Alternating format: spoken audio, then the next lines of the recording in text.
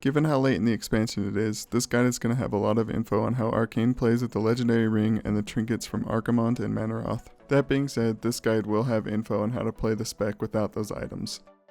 First, let's go over talents and glyphs. Ice Flows is one of the best talents in the game. There is never a fight where it is not useful.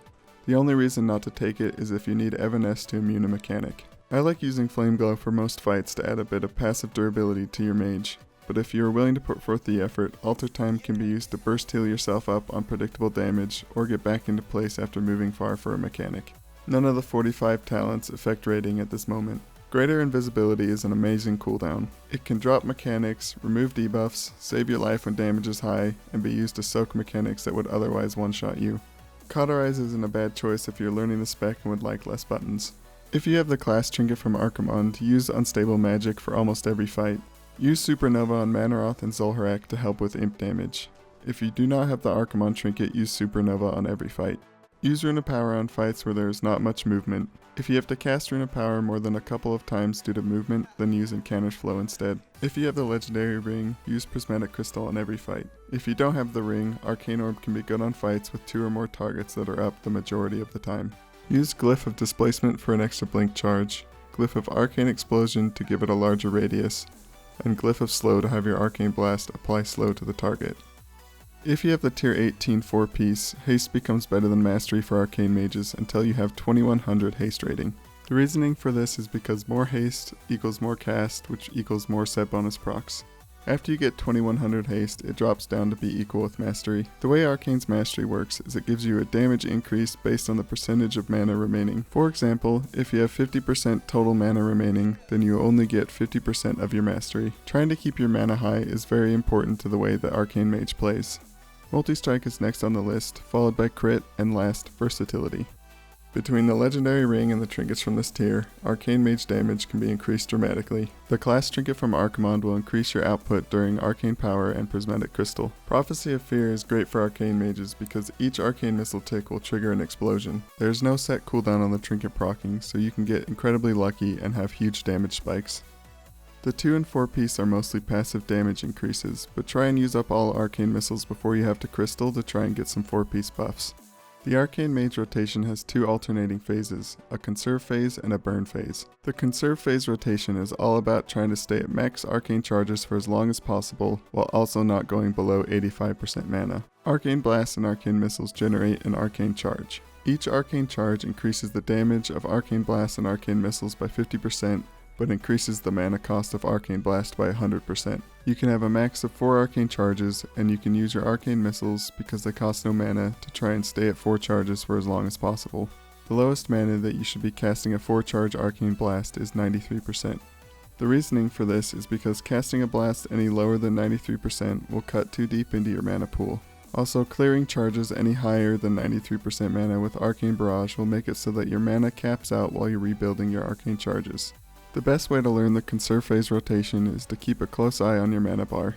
If your mana is at 93% or higher, cast Arcane Blast. And if it's lower than 93%, cast Arcane Missiles. If you have no missiles, cast Arcane Barrage and start the cycle over. Keep in mind that your mana regens while you are casting your spells. The only reason to break any of these rules is to cast as many Arcane Missiles into a Mark of Doom as possible. If you are using Supernova and aren't saving it for AoE, use it to fish for Arcane Missile procs while at 4 charges. The core rotation doesn't change much for multiple targets, but if there are 5 or more targets stacked together that need to be killed, spam Arcane Explosion. The burn phase starts when your evocation is about to come off cooldown, or during the opener. If you have the Legendary Ring, delay your burn phase 30 seconds to sync it together. The burn phase is much simpler than the conserve phase. You pop all your cooldowns and only cast Arcane Blast and Arcane Missiles until you reach under 50% mana, where you then cast Evocation to regen mana back to full. Make sure that you have 4 Arcane Charges and are above 93% mana before using your cooldowns and feeling the burn. The burn phase gets even more simple if you have the Trinket from Arcamont. Drop Prismatic Crystal and spam Arcane Blast into it. If Mark of Doom procs, cast Arcane Missiles into the target even if it is not on your crystal. Keep blasting until your arcane power runs out, where you then cast your evocation. If you have a legendary ring, hold Prismatic Crystal and Arcane Power the extra 30 seconds to sync them together. It is extremely important to go into every ring fully prepared. With a fully upgraded ring and a good Arcamon trinket, it isn't out of the question to do 40 to 50% of your total damage during the short window of your burn phases. As I said before, try and use all arcane missiles before the ring to try and get a 4-piece proc for your burn phase. If you have all the right pieces and properly do the opener, your damage can be pretty disgusting. If you are using Rune of Power, make sure you place it down in 2 locations before the pull. At 2 to 2.5 seconds before the pull, drop your crystal on the boss or where the boss will be moved to. Pre-pot and Arcane Power during the Prismatic Crystal Global. Now start smashing your Arcane Blast into your crystal. When Mark of Doom procs, use all arcane missiles onto the target with Mark. Keep arcane missiles travel time in mind if your crystal is about to go away. Right before your crystal ends, cast Arcane Blast, Presence of Mind, and Arcane Blast again for one final burst. When crystal fades, swap to the boss and finish out Arcane Power and Ring with a few more Arcane Blasts. Now evocate and watch the ring explode.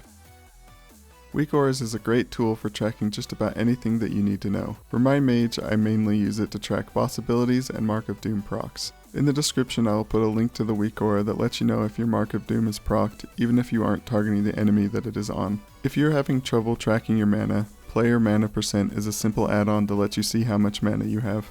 I use ElvUI to track my arcane charges and skin my UI. I hope this guide has helped you learn how to have massive rings and keep your damage going during the downtime. Once you have all the gear, you will quickly see how much a Mark of Doom proc, or lack thereof, can affect your DPS. Try and not be frustrated with bad RNG on pulls, and just have some fun when the procs start raining from on high.